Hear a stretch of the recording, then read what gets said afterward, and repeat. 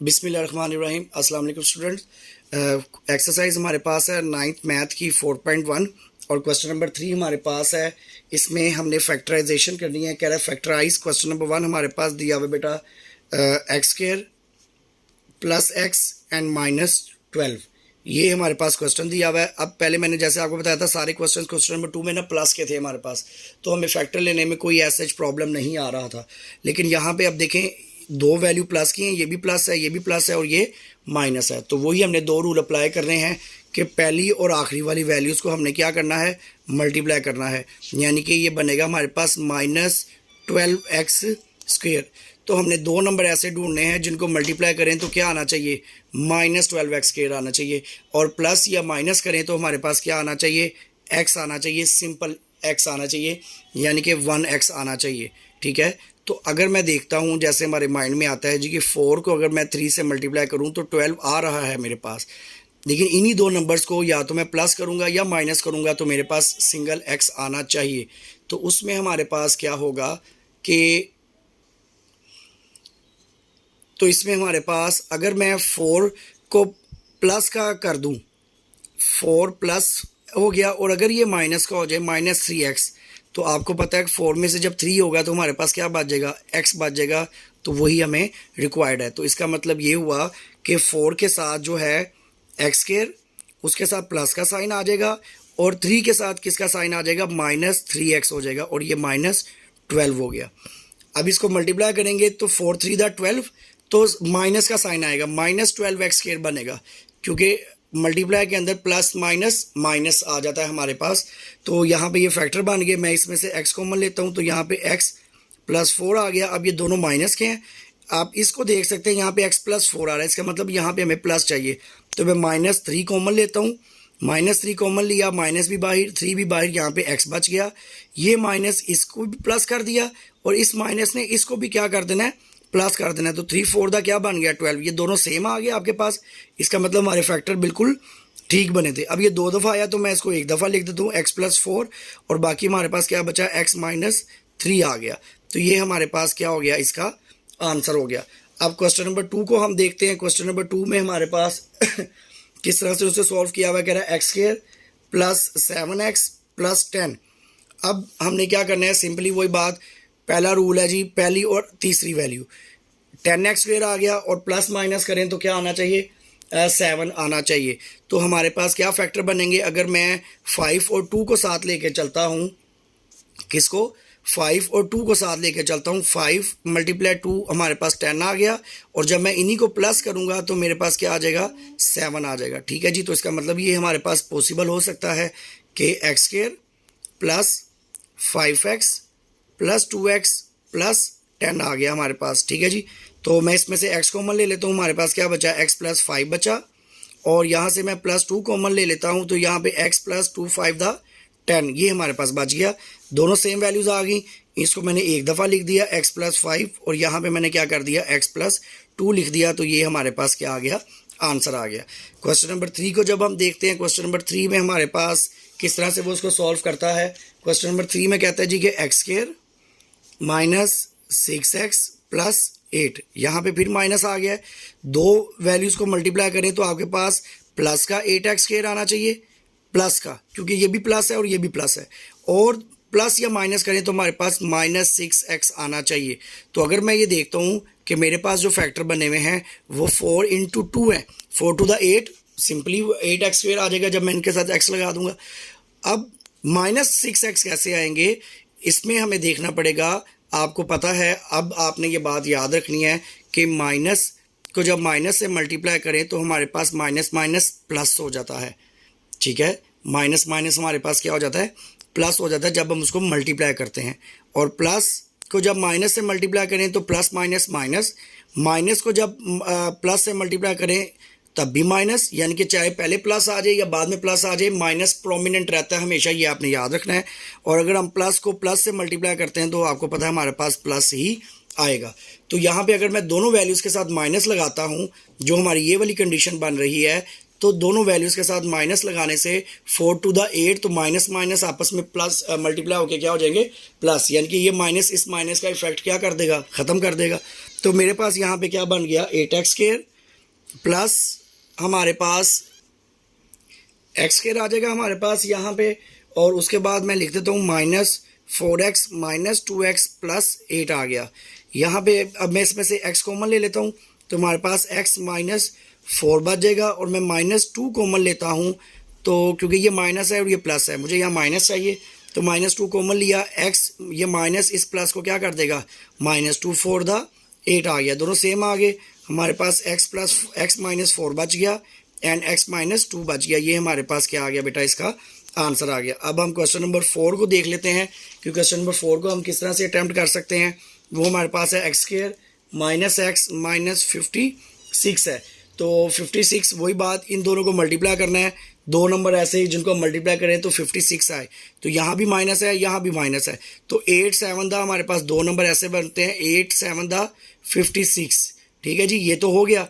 अब 8 में से 7 को अगर मैं माइनस करूँगा तो हमारे पास -x आना चाहिए, तो इसके लिए फिर मुझे क्या करना पड़ेगा, माइनस के साथ 8 लगाना पड़ेगा और प्लस जो है वो हमारे पास 7 आएगा, ताकि जब बड़ी वैल्यू में से छोटी वैल्यू को जब मैं माइनस कर दूंगा तो मेरे पास -1 बच जाएगा। तो यहाँ पे मैं करता हूँ इसको, आप देखें x² - 8x प्लस 7x - 56, इसका क्या होगा, जब मैं 8 और 7 को मल्टीप्लाई करूँगा तो -56x² आ जाएगा। ठीक है, और जब 8 में से ये बड़ी वैल्यू का साइन आता है, हमेशा आपको पता है अलजबरा में 8 माइनस का है और ये प्लस का 7 है, तो 8 में से जब 7 जाएंगे तो माइनस का 1 बच जाएगा, यहाँ पे हमें वही चाहिए था। मैंने यहाँ से x कॉमन ले लिया, x कॉमन लेने से बाइट क्या ब्रैकेट में क्या आ जाएगा, x - 8 आ जाएगा। ठीक है जी, यहाँ से मैंने क्या लिया, +7 कॉमन ले लिया, तो यहाँ पे x आ जाएगा और 7 माइनस ये वाला और 7 8 दा 56, ये दोनों सेम आ गए हैं, तो मैंने इस दो दफ़ा आया एक दफ़ा लिख दिया और यहाँ पे मेरे पास आ जाएगा x + 7 आ जाएगा, और ये हमारे पास क्या हो गया, इसका आंसर हो गया। ये क्वेश्चन नंबर 4 जो है वो हमने अटैम्प्ट किया है। अब क्वेश्चन नंबर आप नेक्स्ट देखें, क्वेश्चन नंबर 5 हम इसको किस तरह से अटैम्प्ट करते हैं कि क्वेश्चन नंबर 5 में हमारे पास ये क्या क्वेश्चन सॉल्व होता है। क्वेश्चन नंबर 5 में, क्वेश्चन नंबर 5 है जी हमारे पास x² और -10x - 24। ठीक है जी, तो आप इसमें मैं बार बार आपको बता रहा हूँ, मिड टर्म ब्रेकिंग में फैक्टराइजेशन में आपको टेबल्स जो है वो बहुत अच्छे से आने चाहिए। यानी कि अगर 56 है, 8 7 दा 56 है, और कौन कौन से ऐसे नंबर है जिनको मल्टीप्लाई करके हमारे पास 56 आ सकता है, तो यही हमने आइडेंटिफाई करना होता है, यही हमने जो है ना कॉमन फैक्टर्स बनाने होते हैं। तो हमारे पास यहाँ पे आ गया जी x² - 10x - 24 आ गया। अब इसको भी मैं वही करता हूँ, वही वाला रूल है हमारे पास दिस वन के क्या आना चाहिए हमारे पास, -24 x² आए, दो वैल्यूज़ ऐसी हो जिनको मल्टीप्लाई करें तो 24 आए और प्लस माइनस करें तो 10 आए। तो मेरे पास यहाँ पे जो मुझे समझ आ रहा है वो हमारे पास एक तो ये देखे ना 6 4 दा 24 होता है और 12 2 दा 24 होता है, ये भी दो आपके पास फैक्टर बन सकते हैं। ठीक है, अब इन दोनों में से कौन सा सूटेबल है, एक ये है और एक ये है, यही हमने देखना होता है। तो यहाँ पे ज़रा देखते हैं, मल्टीप्लाई करें तो 24 आए, दोनों को मल्टीप्लाई करने से 24 आ रहा है, ये भी ठीक है ये भी ठीक है। अब उनको -10 आना चाहिए हमारे पास, उन्हीं दो नंबर को इस्तेमाल करें तो क्या आना चाहिए, -10 आना चाहिए। तो इसका ये भी हो सकता है कि अगर मैं इसके साथ माइनस लगा दूँ, इसके साथ माइनस, तो ये दोनों माइनस के हो जाएंगे, तो हमारे पास मल्टीप्लाई होके वो प्लस का 24 बन जाएगा, लेकिन हमें माइनस का 24 चाहिए। तो इसका मतलब है कि हमारे पास ये वाला जो फैक्टर है ये काम नहीं करेगा। ये वाला काम कर सकता है कि मैं 12 के साथ माइनस लगा दूं और 2 के साथ प्लस लगा दूं, तो जब इस बड़े वैल्यू में से छोटी वैल्यू माइनस होगी तो -10 मेरे पास आ जाएगा, और इनको मल्टीप्लाई करूँगा, इन दोनों को मल्टीप्लाई करूँगा तो -24 आ जाएगा। तो मैं यहाँ पे लिखता हूँ x² - 12x + 2x - 24 जी। x कॉमन आ गया हमारे पास, x माइनस क्या बच गया 12 आ गया, प्लस 2 कॉमन आ गया, 2 बाहर आ गया, x अंदर, अब ये 2 किस पे आ जाएगा, 12 के टेबल पे आ जाएगा, ये दोनों सेम आ गए, तो हमारे पास ये आंसर क्या आ जाएगा, सिंप्लीफाई हो जाएगा। इसको x - 12 दो दफ़ा है, इसको एक दफ़ा लिख दूंगा और क्या बच गया, x + 12 बच गया। ये हमारे पास क्या हो गया, इसका आंसर हो गया क्वेश्चन नंबर 5 का। क्वेश्चन नंबर 6 में बेटा हमारे पास क्या होगा, क्वेश्चन नंबर 6 में हमारे पास वही है जी y² + 4y एंड -12 आ गया। तो वही वाली बात, पहली और तीसरी वैल्यूज़ को आप पकड़ लें तो हमारे पास ये बन रहा है -12y²। यानी कि दो नंबर ऐसे हैं जिनको मल्टीप्लाई करें तो 5 3 12 आ रहा है हमारे पास, लेकिन प्लस माइनस करें तो क्या आना चाहिए, 4 आना चाहिए। तो हमारे पास प्लस का 4 आना चाहिए, लेकिन इनको मैं मल्टीप्लाई करूँगा तो 12 तो आ रहा है, लेकिन प्लस माइनस करने से इसको मैं प्लस करूँगा तो 7 बन जाएगा, माइनस करूँगा तो सिंपल x बचेगा। तो मुझे यहाँ पे 4 चाहिए है, ठीक है। तो हमारे पास एक और है, 12 लेके आना है, तो 6 टू द भी 12 होता है। अब 6 टू द 12 में हमें फ़ायदा इस चीज़ का होगा कि इसको मैं मल्टीप्लाई करूँगा तो 12 आ जाएगा, और जब 6 में से 2 जाएंगे तो प्लस का 4 आ जाएगा जी। मैं इसको कर देता हूँ y² प्लस 6y माइनस 2 को हमने माइनस करेंगे तो 4 आएगा, -2y माइनस 12 आ गया। अब इसको हम किस तरह से सिंप्लीफाई कर सकते हैं, हमारे पास y कॉमन आ जाएगा, y प्लस 6 आ गया, यहाँ से -2 कॉमन आ गया क्योंकि दोनों के पास माइनस था, y अंदर आ गया प्लस का, ये माइनस इस माइनस को क्या कर देगा, +2 6 12 हो गया हमारे पास, दोनों सेम आ गए। 2 दफ़ा आया, मैं इसको एक दफ़ा लिख दूंगा, y प्लस 6 आ जाएगा और y -2 आ जाएगा। ये हमारे पास एक साइड पे आ गया, ठीक हो गया जी। क्वेश्चन नंबर 6 हो गया। अब क्वेश्चन नंबर हम 7 को अटैम्प्ट करते हैं। क्वेश्चन नंबर 7 में हमारे पास क्या है जी कि y² plus 13y and plus 36 आ गया, ये हमारे पास क्वेश्चन है। अब इसमें देखिए थोड़ी बड़ी वैल्यूज आ गई, 36 आ गया। दो नंबर ऐसे जिनको मल्टीप्लाई करें तो क्या है, 36 आए, और प्लस माइनस करें तो क्या आना चाहिए, 13 आना चाहिए। तो हमारे पास 36 आ रहा है, तो 36x² y² चाहिए हमें।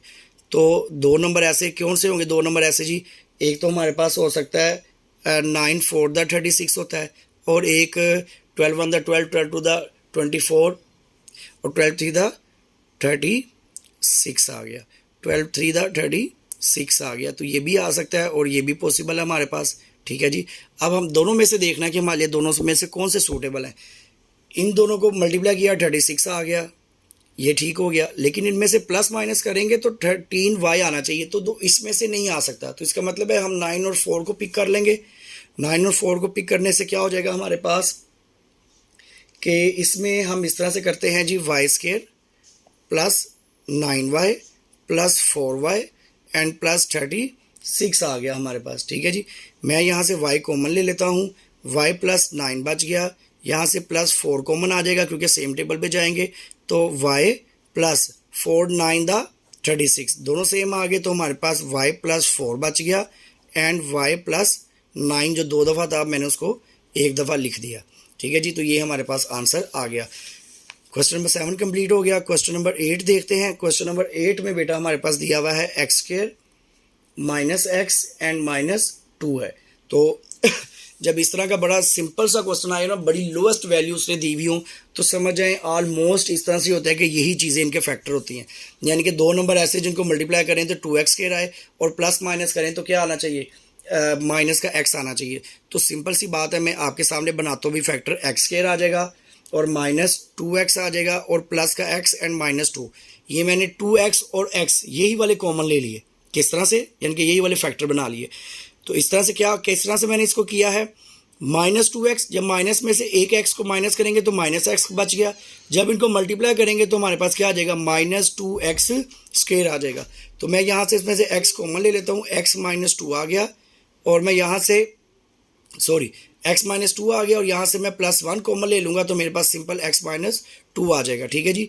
x -2 दो दफ़ा आया हुआ है, मैं उसको एक दफ़ा लिख देता हूँ, और x +1 ये हमारे पास क्या हो गया, इसका आंसर हो गया। तो ये क्वेश्चन नंबर जो 3 था 4.1 का, वो मैंने आपको कंप्लीट करवा दिया है क्वेश्चन नंबर 8 तक।